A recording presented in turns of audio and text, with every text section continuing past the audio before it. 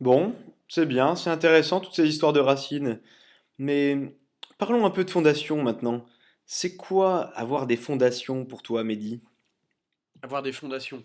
Alors, ici, on est assez pragmatique. Alors, il y a cette petite histoire de l'évangile, hein, sur celui qui bâtit sa maison sur le sable, etc. C'est un homme insensé. Euh, eh bien, c'est franchement vrai. C'est-à-dire, quand on bâtit une maison, on s'assure qu'elle ait des bonnes fondations. C'est-à-dire qu'il y ait un sous-sol solide.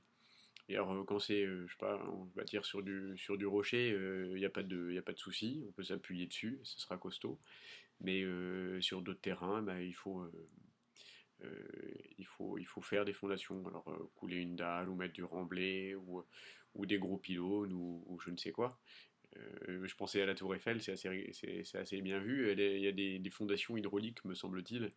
Euh, voilà, parce que le sous-sol était pas suffisamment solide pour qu'un tel monument soit construit, soit bâti. Et alors, ils ont créé tout un système où, en permanence, les fondations s'ajustent. Elles sont solides et en même temps, elles sont pas figées. Voilà. Et c'est pas inintéressant de se dire que bâtir sur du solide, ça veut pas forcément dire bâtir sur du monolithique. Ça peut vouloir dire aussi bâtir sur quelque chose de, de suffisamment souple pour accepter la déformation, l'épreuve du temps et des éléments. Ouais, t'es vachement calé, toi. Bon, tu veux nous dire quelque chose d'un peu plus personnel, peut-être? Et quand je pense à fondation, je peux pas m'empêcher. Il y a pas mal d'années, j'ai fait de la danse alors ça peut rejoindre les racines aussi. Mais quand on fait de la danse, souvent on parle de la jambe de terre. Euh, bah, c'est quand il y a un pied qui est posé dans le sol et il est l'appui nécessaire au mouvement. Euh, je sais pas, pour une arabesque ou pour tel ou tel geste. C'est très important la jambe de terre. Je pensais au sport aussi sur ce thème, avoir des fondations. Alors, je sais pas pourquoi, particulièrement au rugby. Euh, je crois que c'est hyper important pour un joueur d'être solide sur ses bases euh, euh, pour pouvoir partir à tout moment. Ou dans la mêlée, il faut être bien enraciné. On parle pas de fondation, on parle de racines, mais oui, c'est pas sans lien. Et dans la mesure où le gars a des appuis solides qui va pouvoir faire de belles actions. Voilà. Et donc il s'agit à la fois d'être solide sur ses positions et en même temps d'être dans un dynamisme qui peut permettre à tout moment de décoller pour marquer un essai ou je ne sais quoi. Voilà. Et dans le sport, ce qui est vrai aussi, c'est que les fondations ou les racines, c'est aussi l'équipe. C'est-à-dire, ça n'est enfin, tout est possible dans la mesure où on est en lien les uns avec les autres et qu'on peut compter les uns sur les autres. Euh, voilà. Et donc pour bâtir un édifice, pour gagner un match, ben, on ne peut pas le faire tout seul. Ça se fait à plusieurs. Donc c'est comme l'idée du réseau, l'idée d'être ensemble, de pouvoir s'appuyer les uns sur les autres. C'est du solide. Merci, mon vieux Mehdi, pour ton témoignage intéressant. Alors, nous allons à présent demander à Anne-Marie ce qu'elle en pense. Anne-Marie, ça veut dire quoi pour toi être enraciné et fondé? Si on veut aller de l'avant, et je pense que quand on est jeune, on a vraiment envie d'aller de l'avant, il faut d'abord essayer de savoir, de déterminer où on veut aller et où on va pouvoir aller. Et pour ça, malgré tout, il faut savoir d'où on vient, ne serait-ce que pour éventuellement savoir à quoi se raccrocher s'il y a besoin de se raccrocher. Donc les racines, la fondation, pour moi, c'est ce qui est solide, c'est ce qui a fait ses preuves et sur quoi on peut compter. Dans mon expérience personnelle, je pense que la famille est un élément très important de l'enracinement. La famille, c'est un peu, elle s'est ancrée elle-même dans un coin de terre, pour moi. Elle y a bâti sa maison. On y a vécu. Un amour s'est exprimé là.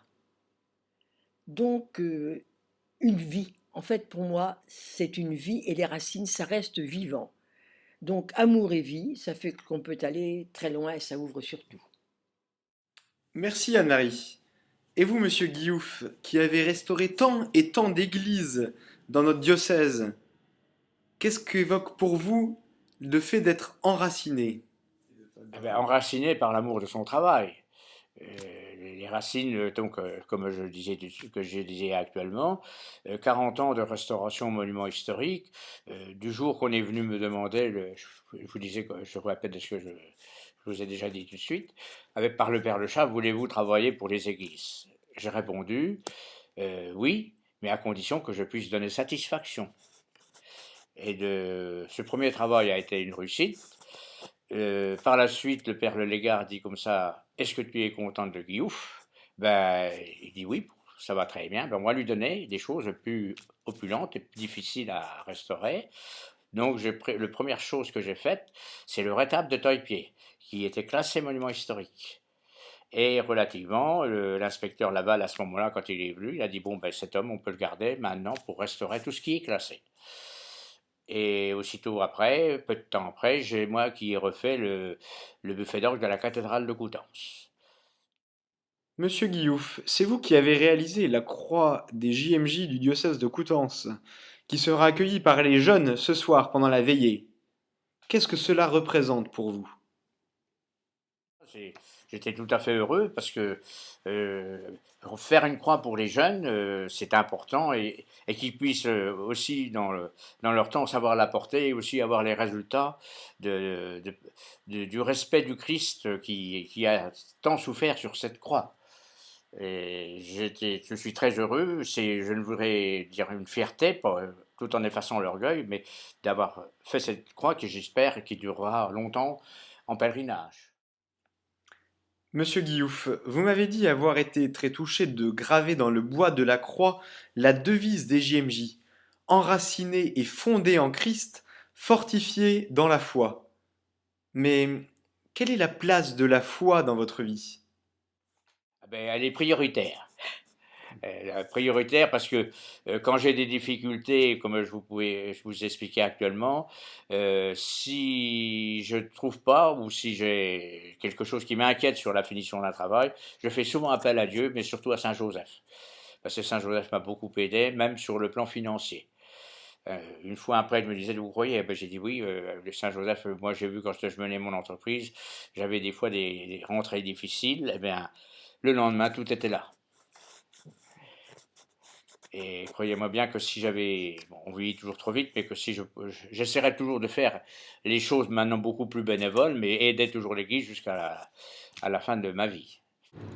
Voilà, j'espère qu'à travers tous ces témoignages, vous aurez mieux compris ce que signifie d'être enraciné, d'être fondé, ce que c'est que d'avoir des racines dans la vie.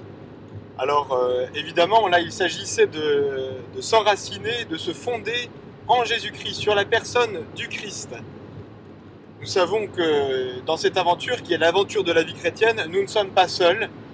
Nous nous inscrivons dans une longue histoire, tous ces saints, toutes ces personnes qui ont marqué l'histoire de notre Église, des saints connus ou inconnus, inconnus de Dieu. Et ce qui est extraordinaire, c'est que dans notre pays, nous avons énormément de traces, de signes de cette présence. Il suffit de se promener, de voir toutes ces églises édifiées un peu partout, tous ces calvaires, qui sont autant de signes donc de l'histoire du christianisme dans notre terre, et combien de personnes de vie se sont ancrées aussi, donc enracinées, fondées sur la personne du Christ.